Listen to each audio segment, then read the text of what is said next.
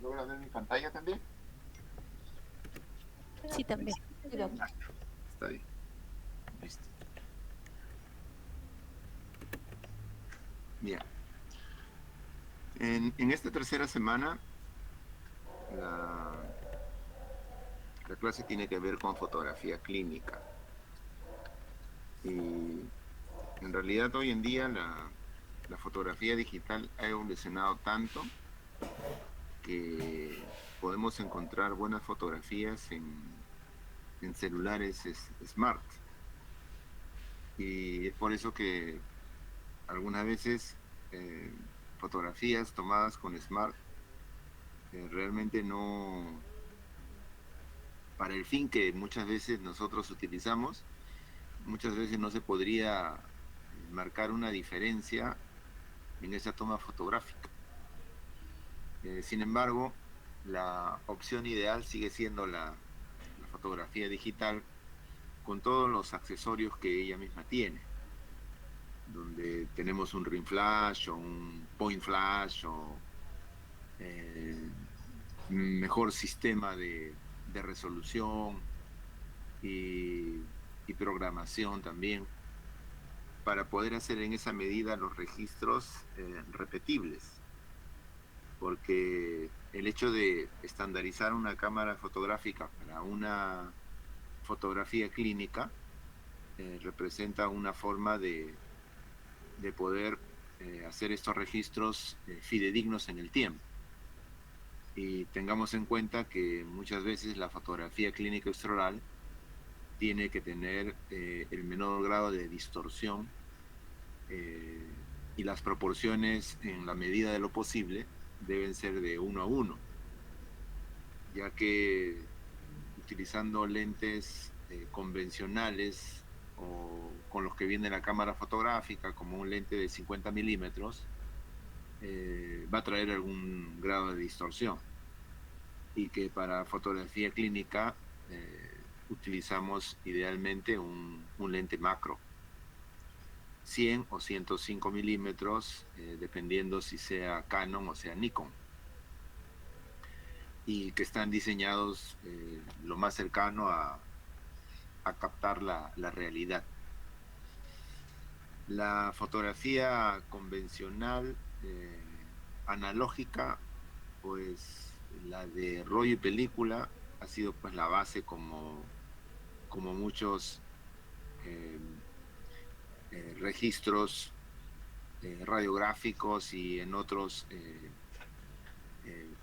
exámenes complementarios hemos tenido.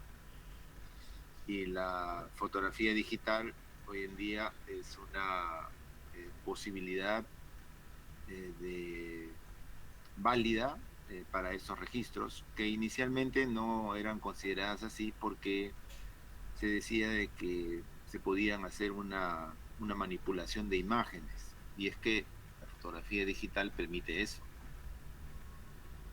Sin embargo, eso encaja dentro de lo ético de la fotografía. Es decir, nosotros podemos cambiar color, podemos cambiar textura, podemos cambiar resolución, más no podemos cambiar las siluetas de las imágenes, ¿no? Por eso las ediciones fotográficas deberían ser eh, ediciones que en el programa que se elija, ¿no? Eh, que mantenga justamente esos principios, ¿no? Inicialmente la fotografía tenía eh, lo que veía, lo que veíamos en el visor era distinto a lo que realmente se tomaba, ¿no? Y es por eso que ahora más bien con un juego de lentes prismáticos podemos tomar exactamente lo que vemos y que salga en la fotografía real. El, la realidad va a estar dirigida a que tengamos registros que puedan tener una calidad fotográfica y evitar situaciones como la que ustedes ven en esta toma fotográfica, ¿no? Fíjense que el color que puedo tener en esa fotografía de frente o en esa fotografía de tres cuartos se ve distinto a el color que tengo en la fotografía de perfil total y la fotografía de perfil estricto. Entonces ahí va justo el comentario de, de lo que mencionaba al inicio, ¿no? Tratar de poder estandarizar nuestros registros. Ahora esto, si bien es cierto, yo puedo en las fotografías mejorar el color o uniformizar el color. Lo cierto es que la toma fotográfica que ustedes obtengan debe pasar por la menor edición posible, porque eso representa un tiempo de trabajo que podríamos utilizarlo en otras cosas, ¿no? Trabajar en editar fotografías puede tardar mucho tiempo. Por eso la mínima cantidad de, de pasos para editar una fotografía debe ser hecha. Si ustedes se fijan acá en las fotografías intraorales, por ejemplo, ustedes pueden observar en esta fotografía anterior de frente, esta de aquí abajo, como que no hay una separación de los labios, ¿no? Y se tiene más bien un ocultamiento de parte de la región gingival, ¿no? Más en el lado superior que en el inferior. Entonces tampoco es una fotografía que nos ayude a tener un registro limpio, ¿no? Tal vez como la fotografía de aquí, la lateral izquierda, que sí se ve relativamente más amplia, ¿no? Sin embargo, contrasta con la del lado derecho, donde ve un labio que oculta más a la parte gingival, ¿no? Entonces, la excelencia en la fotografía pasa por todos esos detalles, ¿no? Si yo lo veo en macro, sí, pues me da toda la información. Sin embargo, no son fotografías de excelencia, ¿no? Otra de las cosas que debemos de tener en cuenta en fotografías intraorales, sobre todo en este registro de fotografía anterior de frente, es el hecho de que debemos respetar la condición de canteo del plano oclusal. Eh, si ustedes se fijan, en la fotografía se ve un discreto canteo de la oclusión y se ve inclusive como que estamos captando más el lado izquierdo que el lado derecho, ¿no? Hay que ser bastante acuciosos y críticos porque justamente queremos diferenciar esas fallas en las fotográficas, ¿no? Y estas fotografías pues deben ser tomadas o deben ser eh, editadas teniendo una fotografía boca a cara, ¿no? Es decir, para poder recortar esta fotografía anterior, yo necesito tomar fotografía con el rostro. ¿Por qué? Porque la línea bipupilar va a ser mi referente para saber si tengo o no tengo un canteo oclusal, porque si ustedes ven la fotografía intraoral derecha y la fotografía intraoral izquierda, estoy guardando una inclinación del plano oclusal con respecto a la base de cráneo, ¿no? Si no estoy haciendo un recorte arbitrario y estoy generando una horizontalidad del plano. Esto hace de que los registros, pues, me puedan dar una falsa información y poder planificar un tratamiento que tal vez no sea el adecuado. Me gustaría saber muchas veces eh, si mi paciente tiene o no tiene canteo oclusal, si la línea media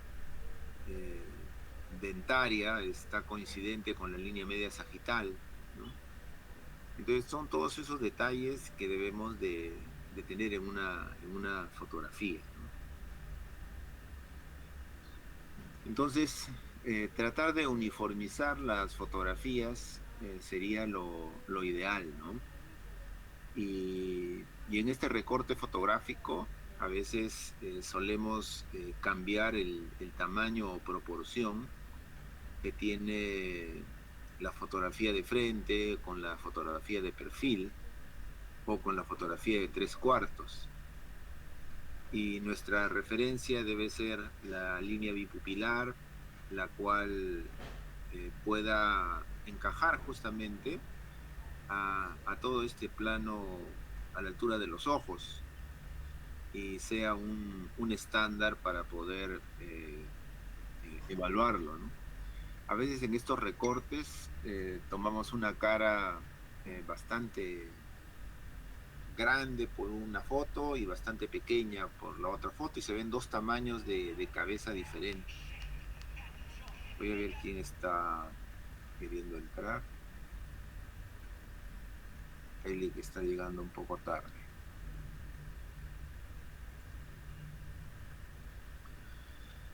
Entonces, eso quería manifestarles en relación a lo que nosotros queremos obtener, ¿no?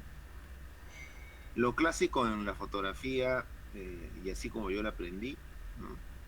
Es una fotografía de rollo y película, donde el término, el término chrome era fotografías para slide, porque eh, los proyectores de carrusel de slide eran la forma en que los conferencistas llegaban a Perú cuando eran del extranjero y presentaban sus conferencias, ¿no? Hoy en un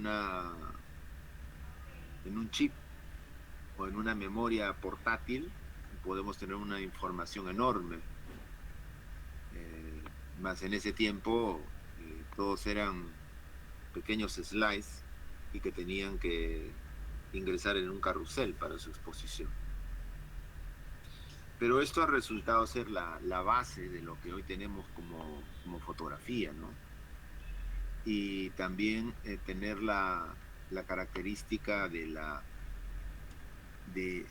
conocer que cada rollo me daba matices de color distintos. Por eso cuando uno compraba un rollo Kodak, el color del rollo de película era un poco más natural que cuando uno compraba un Fuji o un Konica, donde el color de ese rosado introral era un poco más pálido. Y lo mismo sucede con las cámaras fotográficas. Las cámaras fotográficas ya no tienen rollo de película, más tienen un sensor de imagen. Y este sensor de imagen es lo que diferencia una cámara de otra cámara. Y es lo que muchas veces hace que la cámara sea más costosa que otra. Y a pesar de haberlas programado en cámaras distintas, los colores de la fotografía suelen ser distintos. ¿Se pueden editar? Sí, se pueden editar, pero ya se los dije al inicio. La idea es tener una cámara programada y editar lo menos posible. Recortar, bajar la resolución a JPG, dependiendo del fin, y, y listo. Me gustaría hacer solo eso y no tener que mejorar el color, el brillo, la textura, el fondo, porque tendría que hacerle lo mismo a todas las fotografías que yo tenga. Y no solo de un paciente, sino de todos los pacientes que yo tenga. Y guardar en la memoria esa forma de edición para cuando un año después haga una reevaluación o al final del tratamiento tenga que hacer los mismos pasos para que sean fotos comparables. Ustedes van a ver muchas veces un inicio de tratamiento, final de tratamiento, y son dos formas diferentes de fotos, ¿no? Y es porque son cámaras diferentes o han sido editadas de manera diferente. Aquí aprendimos también de que había unas películas que tenían una mayor sensibilidad para las tomas fotográficas y donde el, El ASA 100 resultaba ser ideal para fotografías clínicas estáticas donde la persona o el objeto no se mueva. Y eran fotografías de alta resolución. A diferencia de un ASA 400, donde se quería tomar objetos en movimiento y tomar imágenes que se puedan visualizar correctamente, ¿no? Sin embargo, las de ASA 400 no tenían una alta resolución, eran con poco HD, ¿no?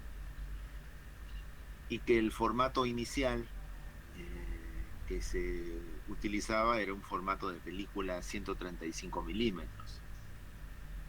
Y esto es lo que hoy conocemos en el sensor de imagen como el full frame, porque así como existen tamaños de paneles para una tomografía, donde cuando solicito una tomografía de cabeza y cuello, que es la que se utiliza para ortodoncia, por lo menos la que se solicita para ortodoncia o para cirugía ortognática, eh, la de elección, pero eso requiere un tomógrafo con un tamaño de panel del tamaño de una radiografía cefalométrica. Y existen tomógrafos de campo reducido que me toman solo segmentos, ¿no? Maxilar superior, maxilar inferior, y que el panel es menor y que la diferencia en costos de los tomógrafos es alta, ¿no? Si bien es cierto, la de un panel más grande es más costosa, la otra es menos costosa, pero las tomografías de campo reducido tienen una mayor resolución porque muchas veces lo utilizan para endodoncias, para anquilosis, para situaciones particulares donde quiero tener una alta precisión. Por eso el recorte del tomógrafo tiene que ser muy pequeñito, ¿no? En tomografía grande es de 0.5, pero aquí no, el 0.3 es más pequeño, ¿no? Las fotografías en número usualmente son 5 extraorales y son 5 intraorales, 10 por lo menos. Pero doctor, yo acá veo 6. Claro, yo veo 6, pero eh, yo puedo tomar más de 5 fotografías, pero las básicas son 5. ¿Y por qué tomo 6? Bueno, porque la foto de perfil quiero tomarla en paciente sonriendo y otra en reposo, o quiero tomar una foto 3/4 en reposo o una foto 3/4 sonriendo, y eso ya pasa de 5 a 7 fotografías, ¿no? Y usualmente sucede en pacientes para cirugía ortognática, pero las básicas son usualmente 10, ¿no? Son 10, 5 extraorales y 5 intraorales.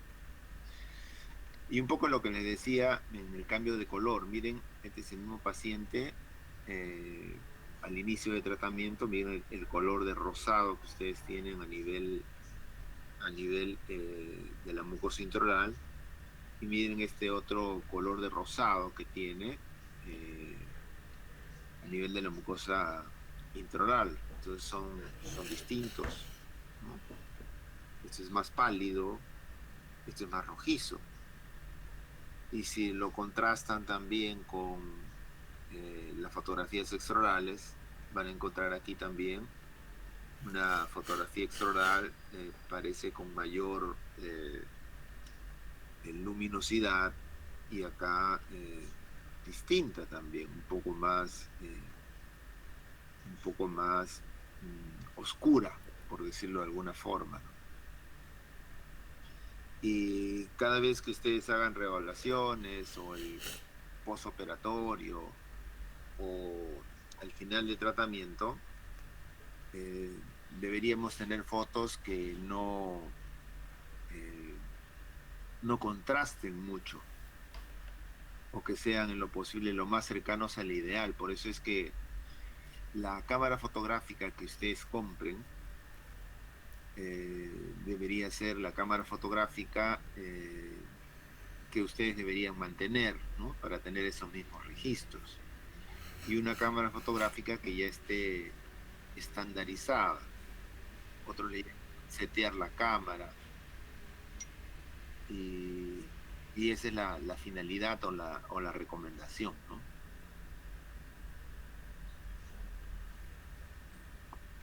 Porque eso se va a expresar al final en el resultado final. Fíjense ustedes en los reportes de casos clínicos de revistas de alto impacto, muchas veces también encuentran ese tipo de diferencias, eh, pero van a encontrar otro tipo de reporte de caso clínico, un antes y un después, un antes, durante y un final, que sí mantienen esa misma calidad fotográfica en los colores, ¿no?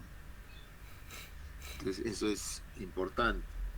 Eh, Fíjense que las tomas fotográficas intraorales le decían que pueden ser 5 básicas, pero aquí encuentran ustedes una sexta. Y es que es una fotografía para ver el acople de los incisivos en la zona anterior. Entonces son fotografías que, que dependiendo de la condición de uso para que la necesiten, ustedes la van a registrar, ¿no? Vamos a ver quién está.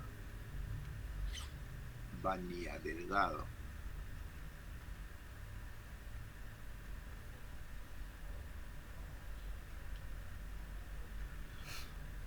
¿Para qué nos sirve la fotografía? Para hacer controles, ¿no? Control postoperatorio de los 3 meses, o para hacer eh, seguimientos, ¿no? Arriba al inicio, abajo en la parte media al terminar y en la parte inferior eh, a los 3 meses post tratamiento. ¿Y por qué post tratamiento? Miren el asentamiento de la oclusión aquí en esta fotografía lateral derecha, y comparen acá donde se ve un mejor asentamiento, ¿no? Y es que cuando uno finaliza el caso clínico y retira la aparatología, existe un asentamiento final que inclusive permite poder tener un acabado en la finalización mejor que cuando retiraron la aparatología. Entonces, para eso me sirven estos registros. Y miren que el color arriba es medio naranja y el color abajo es un poco más rosado, ¿no? Y aquí el intermedio, miren este rosado más intenso, como eritematoso, ¿no? Así que todo eso cuenta el experto en fotografía, ¿no? El experto en fotografía es el que se va a dar cuenta, ¿no? Las fotografías también estarán dirigidas a la parte de modelos de estudio. Aquí este es eh, unos modelos de estudio, pero modelo de estudio eh, para hacer modelos en ventaja, ¿no? ¿Qué es modelos o qué son modelos en ventaja? Son aquellos que se colocan tentativamente, en este caso que es un clase 3 que no lo puedo hacer en boca porque obviamente no puedo llevar la mandíbula hacia atrás porque es un paciente prognata. Entonces necesito tomarle registros de yeso para saber si tengo una correspondencia y que sea estable en el momento de la cirugía. Y ustedes ven que aquí existe interferencia en molar y después sin oclusión en premolares y en segunda molar, razón por la cual el registro fotográfico eh, es una forma de mostrar justamente eh, estos detalles para tenerlos presentes Y esa era una de las preguntas de la semana anterior, del jueves, donde ventajas de la fotografía, ¿no? Y es que podemos utilizarlas para transportar al paciente a una mesa de discusión. Poder conocer el acople o la intercuspidación de las cúspides palatinas, entonces también es otro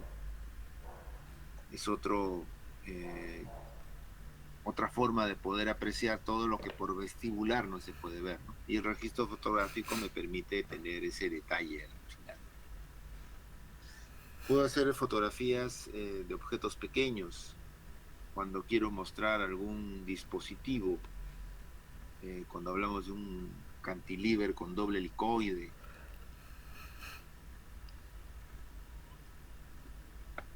o cuando quiero hacer fotografías de acercamiento, ¿no?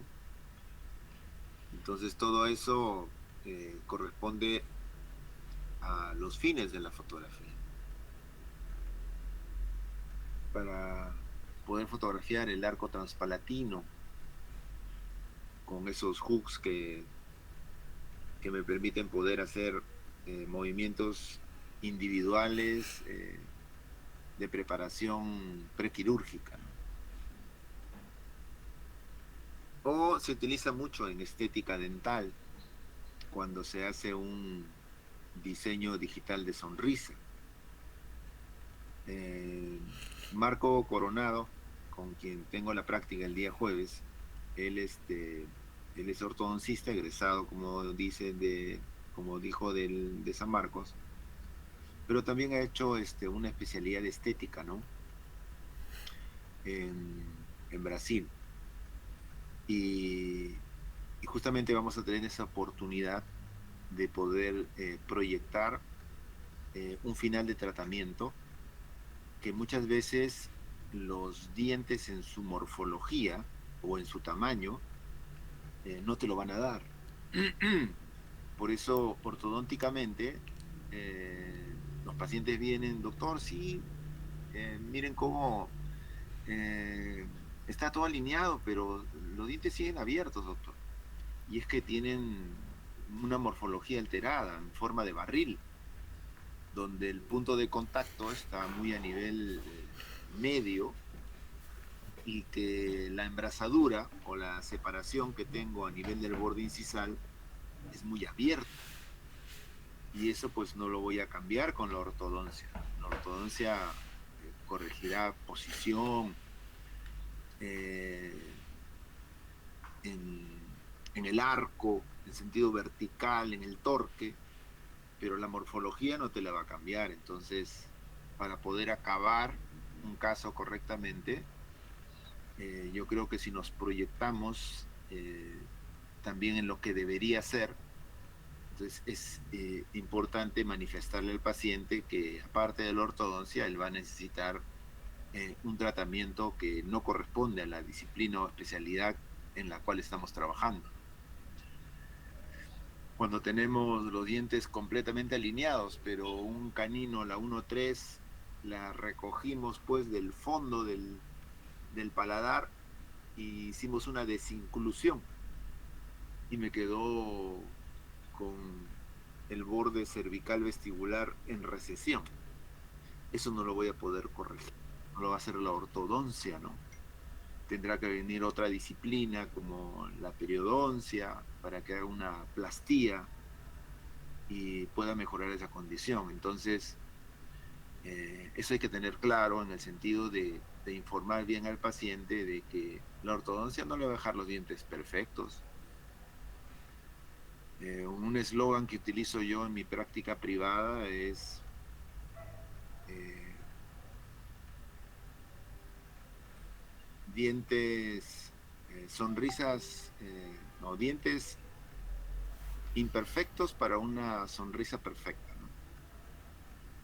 Eh, Realmente no podemos con una sola especialidad, que es la ortodoncia, eh, llenar las expectativas de un paciente. Por eso cuando yo veo dientes triangulares y tengo apiñamiento, Y yo muy rápidamente le digo, mire, aquí cuando estemos con los dientes alineados, vamos a encontrar triángulos oscuros. Y como cual adivinos, ¿no? O brujos, al alinear los dientes se forman triángulos oscuros. ¿Y de qué dependió? De la morfología dentaria, del nivel de altura gingival. Entonces, no es algo que nosotros hayamos provocado, es una condición que el paciente la tenía. Entonces, si yo tengo ya dientes con ese tipo de alteración o en forma de barril o veo erosiones, son cosas que no voy a corregir. Entonces, en ese sentido, hacer nuestros registros iniciales nos va a defender de muchas situaciones eh, inadvertidas o que el paciente no ha visto, pues.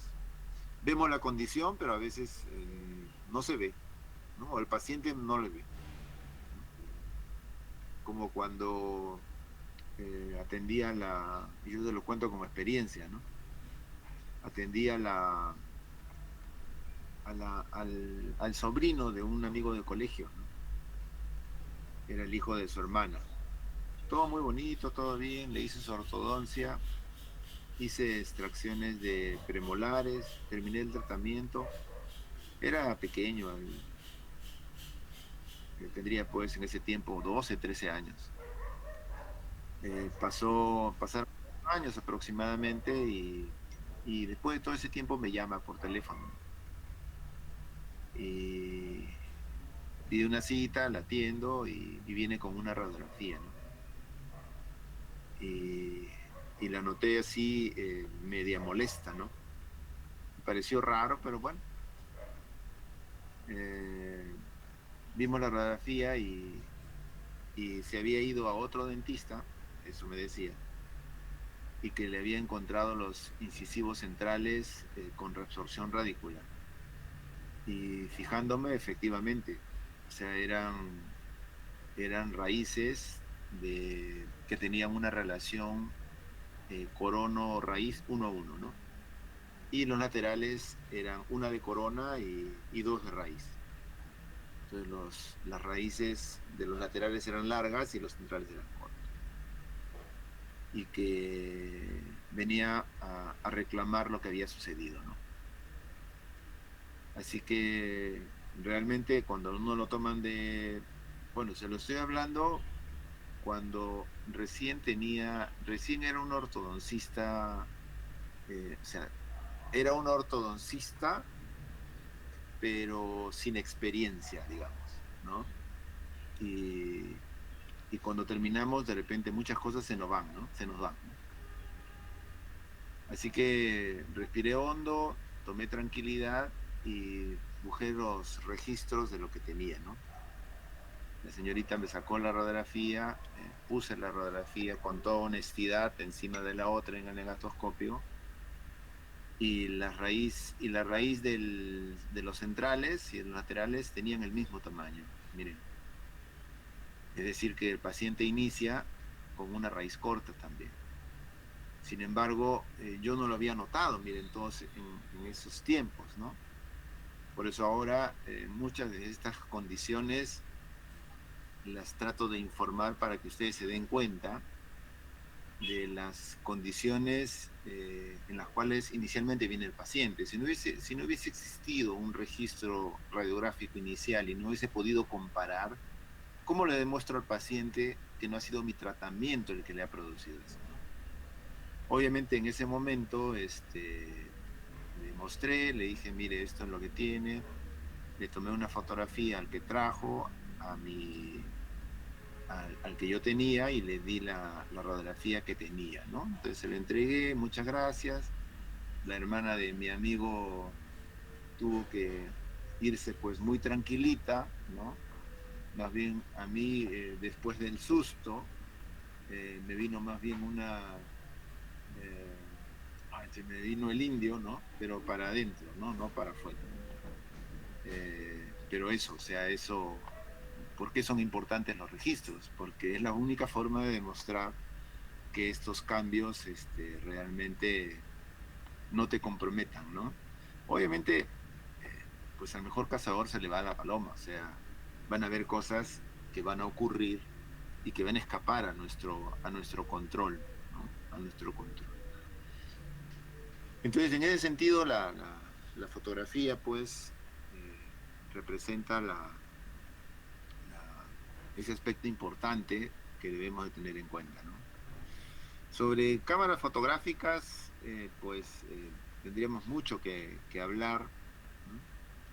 Yo creo que cada profesor y en cada turno y con experiencia que cada uno tiene, ya le recomendarán una cámara en particular, ¿no?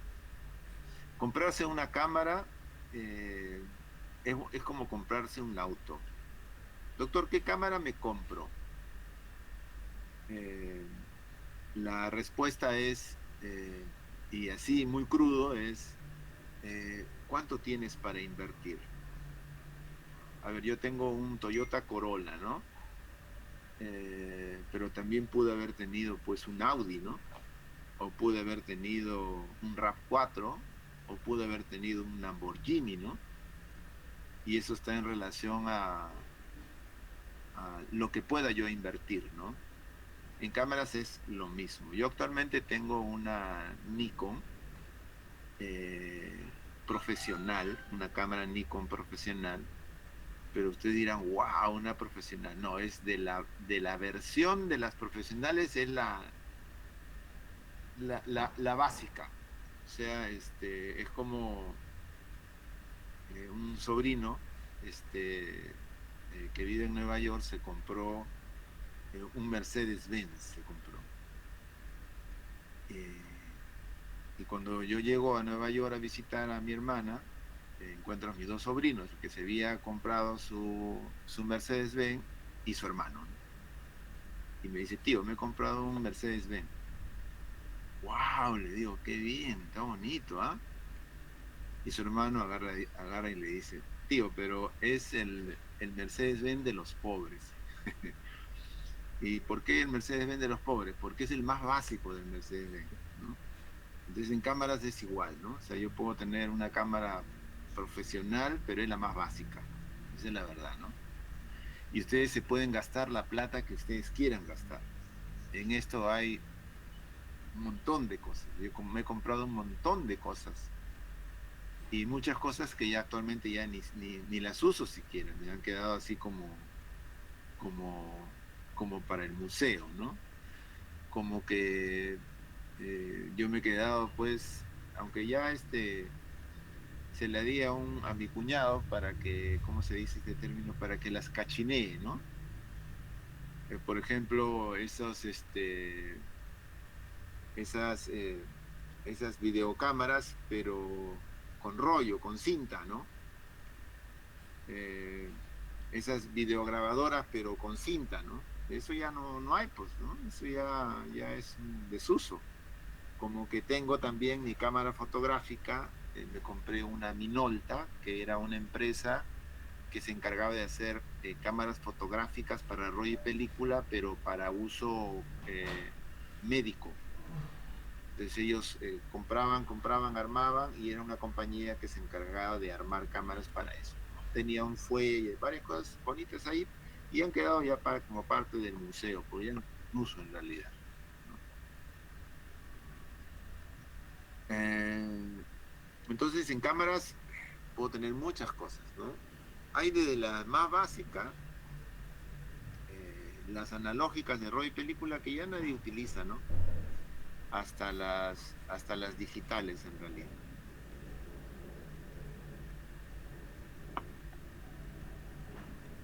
A ver.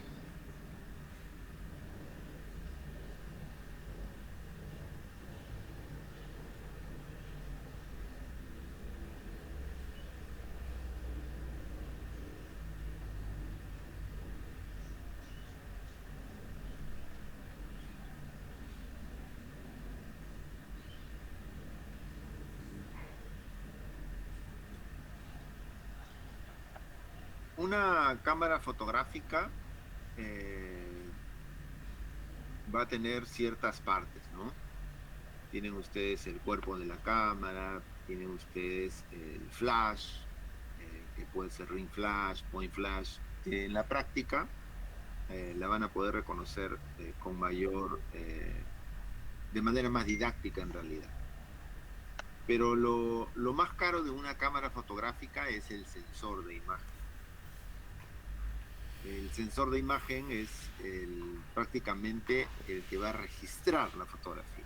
En la medida que este sensor sea eh,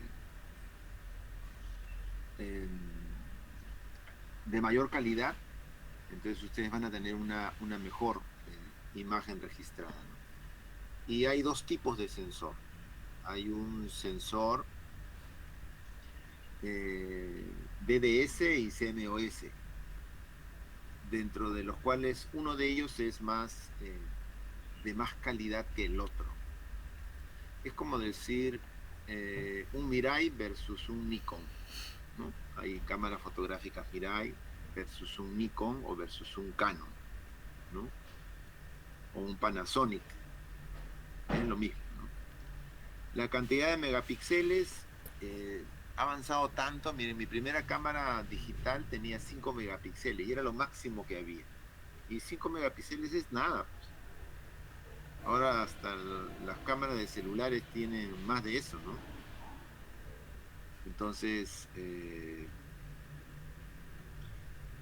no hay mucho problema aquí. La más económica va a tener la cantidad de megapíxeles suficientes para tomar imágenes de alta calidad.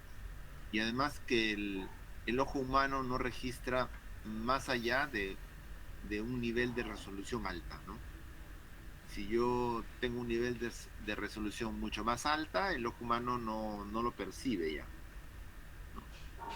A diferencia de un águila que dice que puede ver un objeto de 10 centímetros moverse a una distancia de 1000 metros, me parece, o 100 metros, no recuerdo exactamente, pero es algo que el ojo humano no lo vería. El ojo humano no podría ver algo que se mueve a esa distancia y que tenga 10 centímetros de, de tamaño, ¿no? Poder tener todas las funciones del ISO, de la velocidad de la película, velocidad de disparo, eh, viene a ser eh, parte de lo que encontramos en un cuerpo. Le decía que el sensor de imagen era una de las condiciones más importantes de una cámara, ¿no? Y les decía que existen diferentes tamaños de panel o diferentes tamaños de sensor, hagamos ese equivalente. Es decir, tomar con una cámara fotográfica, yo puedo tomar en la misma distancia, viendo lo mismo, un recuadro de 4x4, por ejemplo. Pero lo que voy a tomar realmente es algo menor a que si yo utilizo una cámara full frame, es decir, de mayor tamaño, que es la que se indica para fotografía clínica. Recuerda de que esto nace desde la fotografía analógica, cuando se utilizaba una película de 135 milímetros. Entonces, deberíamos tomar una con una cámara fotográfica que tenga un full frame, ¿no? Idealmente, obviamente es así. Ahora, con esto no le quiero decir que no puedan tomar fotografías con lente de 50 milímetros. Se pueden, ¿no? Pero no es lo ideal, ¿no?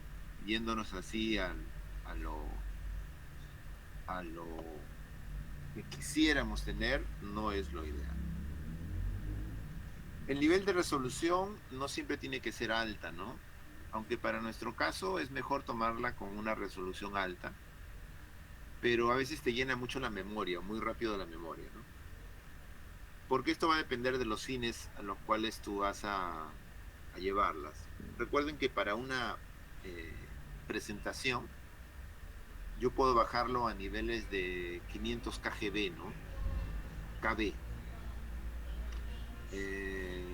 Y tener fotografías de alta resolución para la presentación en diapositivas, PowerPoint o en OneNote. Eh, pero cuando se trata de imprimir, necesitamos sí fotografías que tengan una mayor resolución. Entonces, si se va a ir a una revista, es mejor tener fotografías que se puedan almacenar en un disco duro o en la nube del tamaño original, ¿no?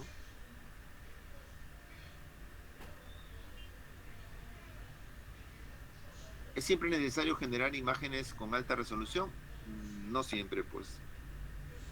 Va a depender si hacemos publicaciones, pero publicaciones físicas para imprimir sí tienen que ser altas. Pero en web no, porque si son muy pesadas, no corre la... y más si uno tiene un internet con poca velocidad, entonces no se va a ver bien, ¿no? Entonces se vuelve muy lento a la reproducción, ¿no? Entonces va a depender de esas condiciones, ¿no? Como archivos adjuntos al correo, impresiones muy pequeñitas, imágenes para presentaciones, almacenaje de fotos, etc. Le decía de que CCD era una eh, un tipo de forma de, de, de, de fabricación del dispositivo, ¿no? Hay otro que es el CMOS, ¿no? Que es un poco más económico. Pero eso no, usualmente no viene como parte de la descripción o características de la cámara fotográfica, ¿no? Uno lo sabe ya a través del conocedor, ¿no? El experto, el que se dedica a esto, ustedes le preguntan y él es el que les va a informar. Obviamente esta condición sí las tienen Nikon, sí las tienen Canon, ¿no? Y la sensibilidad es de estos fotositios es dependiendo de la cantidad de luz que ingrese, ¿no? El sensor de imagen, pues, eh, tiene distintos tamaños, como ustedes ven, ¿no? La rosada vendría a ser el tamaño natural, ¿no? ¿Y cuál es la diferencia? La diferencia es lo que va a capturar. Miren, en esta imagen se puede ver. Un sensor de tamaño completo me va a captar todo lo que está en recuadro celeste. Entonces, la cámara que yo tengo tiene un sensor de ese tamaño. Es decir, yo tengo un panel grande, por decirlo de alguna manera, el tamaño grande, ¿no? Por eso cuando quieren ustedes colocar un lente macro 100 y, y tomar una fotografía, entonces la cantidad o distancia que ustedes pueden tener es 1 metro, ¿no? Pero se van a dar cuenta que a veces para poder captar un mayor tamaño, ustedes tienen que alejarse del objeto o del paciente, ¿no? Y a veces su consultorio no le da para eso, ¿no? Porque mi consultorio es tan pequeño que no puedo retroceder más, que sí lo podría tener con un sensor de tamaño completo, full frame, ¿no? Yo tengo en Nikon, ¿no? Yo tengo, miren, esta es la semi profesional, ¿no? Las crop. Y en full frame yo tengo el D600, tengo yo, que es yo tengo una cámara profesional de los pobres, ¿no? Así como se lo manifesté jocosamente cuando mi sobrino se compró su carro Mercedes-Benz, ¿no? Eso es lo que yo tengo, pero para el uso que nosotros le damos, en realidad, lo que se tiene está de largo muy bien, ¿no? Sin embargo, hay para fotografía clínica o otros fines de fotografía, ¿no? que se dedican exactamente a eso, entonces ya ellos le pueden sacar más funciones, de colores, expresar el color rojo dentro de fotografías en blanco y negro. Hay muchos juegos que tienen las cámaras, ¿no? Tiene una función de histograma también. El histograma te permite ver si la cantidad de luminosidad es adecuada o no. Hay muchos en realidad. Entonces Nikon va a tener una serie de modelos, ¿no? Dependiendo del uso que ustedes le den, ¿no? Para principiantes son estos modelos de aquí. Para principiantes avanzados, estos modelos de aquí. Para los que hacen fotografía como hobbies, le llaman fotoentusiasta. Y para los profesionales, ya la foto que ustedes, la cámara que ustedes quieran tener, ¿no?